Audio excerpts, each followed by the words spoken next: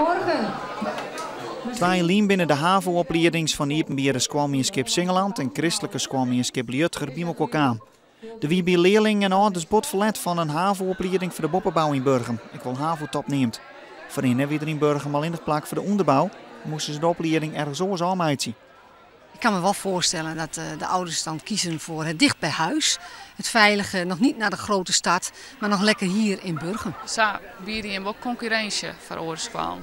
Ja, onze conculega's, daar hebben we wel veel contact mee gelukkig.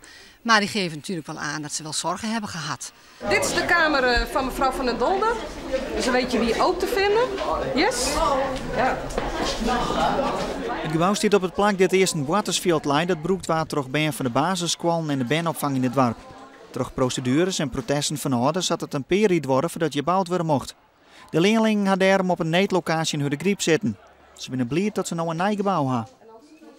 Ja, Steen, de griep zei dat wie wel oud. Dat weet ik net. Nee, vond ik net een mooi gebouw en dat weet ik, ja, vond ik wat leeg. Ja. Het is ook wel leuk omdat je hier natuurlijk met de bovenbouw HAVO zit. Dat een kleine groepje. Maar ik heb nu nog zo weinig gezien en mijn eerste indruk is kaal en leeg.